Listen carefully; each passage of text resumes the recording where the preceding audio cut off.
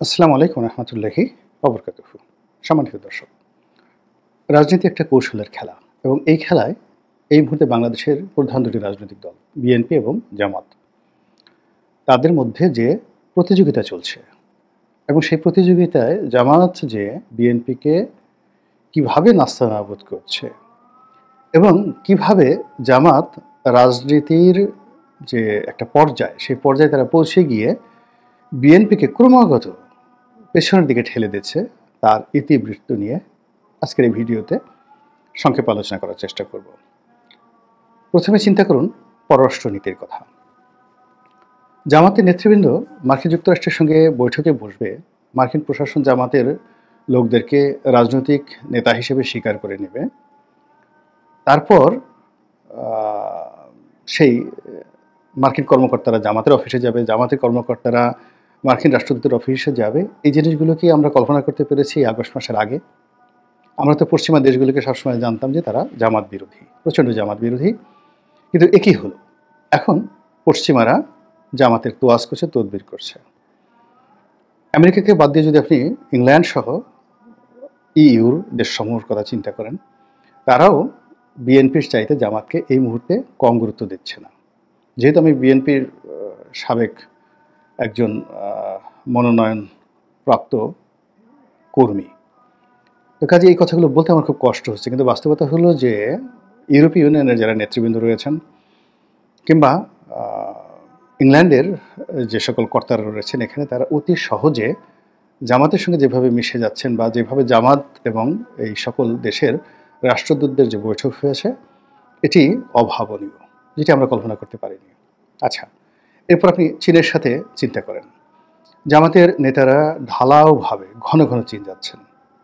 আবার চীনের যারা বাংলাদেশের কর্তা ব্যক্তি আছেন, বিশেষ করে যে সকল পলিটিক্যাল লোকজন আছেন, তারা জামাতের নেতাদের সঙ্গে দেখা করছেন, তাদের অফিসে যাচ্ছেন, ইনক্লুডিং রাষ্ট্রদূত। এবং তার চেয়ে বড় ব্যাপার হলো চীনের অনেক গোয়েন্দা কর্মকর্তা, সামরিক বাহিনীর কর্মকর্তা, তারা ফ্রিকুয়েন্টলি বাংলাদেশ ভিজিট করছেন এই মুহূর্তে, এবং তারা সরকারের কৌশলগত যে সকল কর্তা রয়েছেন তাদের সঙ্গে বৈঠক করছেন, বিএনপির সঙ্গে হয়তো বৈঠক করছেন, তার সঙ্গে সঙ্গে জামাতের সঙ্গে বৈঠক করছেন।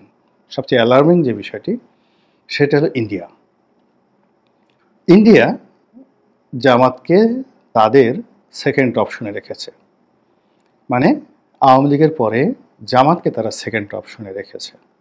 শুনতে খুব খারাপ এবং এটাই নির্মম বাস্তবতা। তো এই গেল জামাতের আন্তর্জাতিক অঙ্গনে বিএনপির সঙ্গে জামাতের যে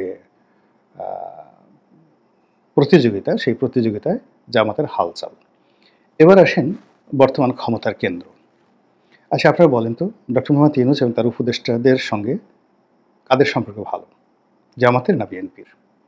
তো এই জামাত যে কাজটি করেছেন, তার জন্য কি তাদের কোনো শ্রম ছিল না, কূটকৌশল ছিল না, কূটনীতি ছিল না, চেষ্টা তদবির ছিল না, তাবিজ কবাজ ছিল না? সব ছিল, যে কাজটি বিএনপি করতে পারেনি। ফলে কি হলো, জামাতের সঙ্গে সরকারের যে সম্পর্ক, সেটার কন্টেম্পোরারি আরেকটি কাউন্টার সম্পর্ক হতে পারতো, কিন্তু সেই সম্পর্কটা না হয়ে উল্টো এখন জামাতের কূটকৌশলে সরকার এমন সব সিদ্ধান্ত নিচ্ছে, এমন সব কাজকর্ম করছে, বিএনপির সঙ্গে সরকারের শত্রুতা তৈরি হয়ে গেছে। এই গেল এক। 2 নম্বর হলো যে জামাত সেই 2009 সন থেকেই অনেকগুলো পলিটিক্যাল, ক্ষুদ্র ক্ষুদ্র পলিটিক্যাল ফোর্স রয়েছে, রাজপথের ফোর্স রয়েছে, যারা মূলত জামাতের পেইড এজেন্ট।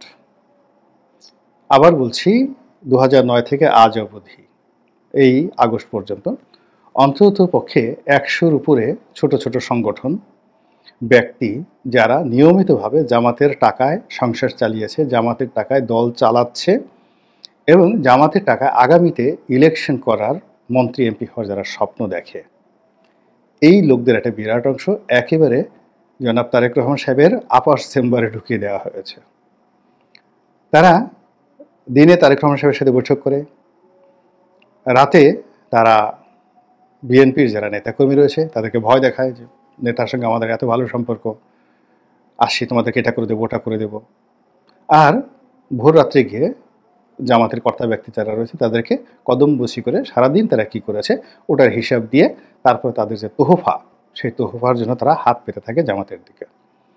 তো এই যে বিএনপির একটা লোককেও জামাতের অভ্যন্তরীণ খবর সংগ্রহ করার জন্য, মন মানসিকতা করার জন্য বা জামাতকে বিভ্রান্ত করার জন্য বিএনপির একটা সিঙ্গেল লোক বিএনপি আজ পর্যন্ত তৈরি করতে পারেনি, নিয়োগ করতে পারেনি। অন্যদিকে আওয়ামী লীগের লোক বিএনপিতে ঢুকিয়ে দেওয়া হয়েছে, জামাতের লোক বিএনপিতে ঢুকিয়ে দেওয়া হয়েছে ডাইরেক্ট। এরপরে জামাতের পেইড লোক বিএনপিতে ঢুকিয়ে দেওয়া হয়েছে।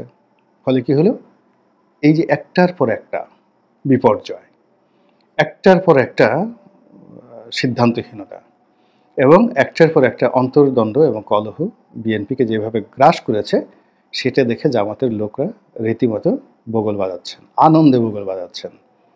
গেল এই হলো রাজনৈতিক দলের কূটকৌশল।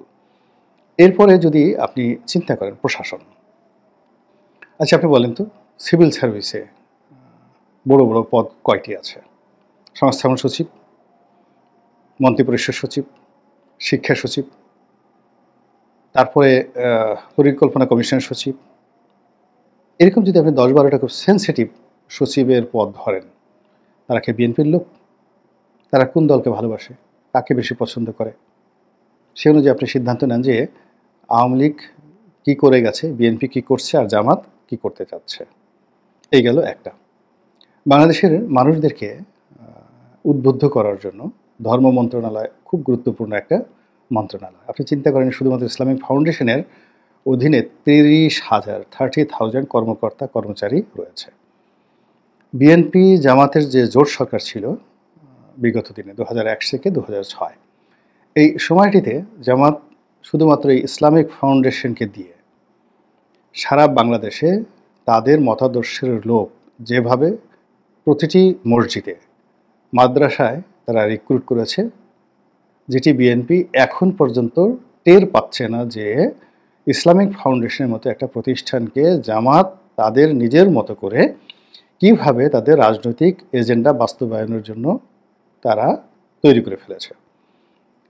তো সেই ইসলামিক ফাউন্ডেশনকে জামাত মুক্ত করার জন্য 2009 থেকে 2025 পর্যন্ত সর্বোচ্চ চেষ্টা করেছে আওয়ামী লীগ সরকার, এবং তাদের একজন ডিজি ছিলেন শামীম মোহাম্মদ আফজাল। মানে রীতিমতো জামাতের জন্য চেঙ্গিস খান বা হালাকু খানের রূপ নিয়ে তিনি ফিরে এসেছিলেন। তিনি জামাতের সব কিছু তছনছ করে দিয়েছেন। ইসলামী ব্যাংক হাসপাতাল, তারপর ইসলামী ব্যাংক থেকে শুরু করার সব কিছু, মানে জামাতের উপর যে ফাইন্যান্সিয়াল গজব নাজিল হয়েছে আওয়ামী লীগের পক্ষ থেকে, পুরোটাই শামীম মোহাম্মদ আফজাল সাহেব করেছেন। কিন্তু এত কিছু করার পরও মসজিদের খুতবা তিনি বন্ধ করতে পারেননি। মসজিদে, মাদ্রাসাতে জামাতের যে প্রভাব, সেটা আওয়ামী লীগ কিছুই করতে পারেননি। সেই জায়গা এখন পুরো শুধুমাত্র ইসলামিক ফাউন্ডেশন নয়, পুরো ধর্ম মন্ত্রণালয়ের মাধ্যমে বাংলাদেশের যে মুসলিম কমিউনিটি, তাদের মধ্যে যে ইসলামাইজেশনের যে স্বপ্ন, এই স্বপ্নের উপকার হিসেবে জামাত যে গুরুত্বপূর্ণ ভূমিকা পালন করছে, ওই জায়গাটুকু মানে বিএনপি যে চিন্তা করবে, সেই চিন্তা করার মতো লোক বিএনপিতে একজন নেই, not a single one who can tell Islamic Foundation কী হচ্ছে, হু ক্যান টেল ধর্ম মন্ত্রণালয় কী হচ্ছে, হু ক্যান টেল যে সৌদি আরবে কী হচ্ছে, দুবাইতে কী হচ্ছে, সংযুক্ত আরব আমিরাতে কী হচ্ছে, কাতারে কী হচ্ছে, এখানে কিভাবে কমিউনিটি রাজনীতি হচ্ছে। পুরো কমিউনিটি রাজনীতিতে এই ধর্ম মন্ত্রণালয়কে ব্যবহার করে জামাত যেভাবে এগিয়ে গেছে, ওর ধারের কাছে যাওয়া তো দূরের কথা, ওই জিনিস যে কীভাবে কী করলো, ওটা এখন পর্যন্ত বিএনপি ধর্তব্যের মধ্যে ধরেনি। জামাত যে কাজটা করছে বিএনপিকে ঠেলে ঠেলে, মানে আছে না, মাখনগুলো খাচ্ছে জামাত, আর ঘোলগুলো, মাখন তুলে নেওয়ার পর যে ঘোলগুলো থাকে, সেই ঘোলগুলো বিএনপির দিকে ঠেলে দিচ্ছে। আর সেই ঘোল খাওয়ার জন্য বিএনপির নেতাদের মধ্যে যে হুড়োহুড়ি, মারামারি, কাটাকাটি হয়েছে, যার ফলে 100 লোক মারা গিয়েছে শুধুমাত্র দলীয় অন্তর্দ্বন্দ্ব, মানে ক্রন্দলে এবং কোলাহলে। জামাতের কয়েকজন লোক মারা গেছে। আচ্ছা, এই যে 100 লোক বিএনপির মারা গেল, সারা বাংলাদেশে পত্রিকায় এসেছে, কম বেশি হতে পারে, 10 জন বেশি হতে পারে, বা 100 জনের জায়গায় 110 জন বা 90 জন হতে পারে। কিন্তু ব্যাপার হলো যে যেগুলো পত্রপত্রিকায় আসছে, এটা হলো অন্তর্দ্বন্দ্ব। সেটা কী নিয়ে হয়েছে? চাঁদাবাজি নিয়ে হয়েছে, দখল নিয়ে হয়েছে, লুটপাট নিয়ে হয়েছে, এবং এই জায়গাগুলো একটা টানাটানি করে, প্রতিযোগিতা করে, এরপর জামাত সেটি জায়গাগুলো ছেড়ে দিয়েছে তাদেরকে। ফলে কি হলো? দুর্নাম, বদনাম, প্রায় সব কিছুই বিএনপির মাথার উপর এমনভাবে ভর করেছে। এখন বিএনপির শীর্ষ নেতাদেরকে এই গত 10 মাসে কয়টা গাড়ি কিনলো, তারপরে কে কয়টা জামা কিনলো, কার ঘড়ি কেমন, হঠাৎ করে তার পারফিউম আসলো কোত্থেকে, এই বিষয়গুলো নিয়ে সামাজিক মাধ্যমে যে ব্র্যান্ডিং হচ্ছে, এসবই তো জামাতের লোকজন করছে। আর এটার উত্তর দেওয়া তো দূরের কথা। এই বিষয়গুলো যে কিছু একটা করণীয় রয়েছে, এটা বিএনপির মাথায় এখন পর্যন্ত ঢুকেনি। ফলে তাদের একেবারে শীর্ষ নেতৃত্ব তিনি কি গাড়ি ব্যবহার করছেন গত 10 মাসে, গাড়ির মডেল কত, নম্বর কত, গাড়ি এত চকচক করে কেন, এই সমস্ত বিষয়গুলো সামনে চলে এসেছে। সামনে চলে আসছে হাওয়া ভবন, সামনে চলে আসছে খাম্বা, সামনে চলে আসছে সব কিছু যা কিনা বিএনপিকে ডুবিয়েছিল।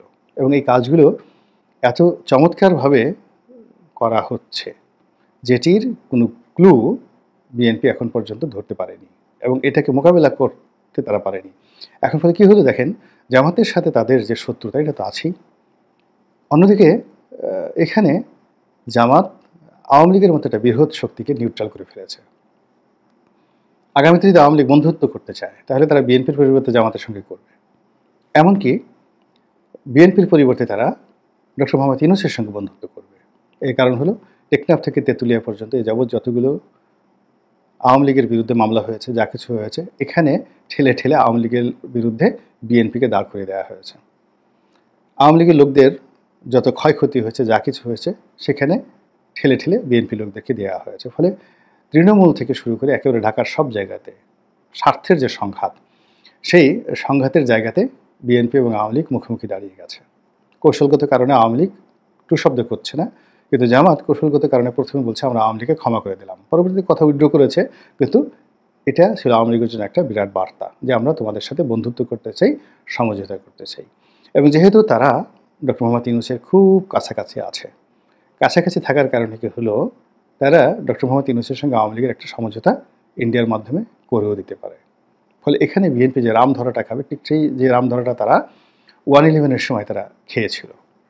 আপনারা বিশ্বাস করেন যে 111-এর সময় যখন মঈনুদ্দিন সাহেব, ফখরুদ্দিন সাহেব, তারা তো সব বিএনপির লোক, তারা সবাই বিএনপির লোক।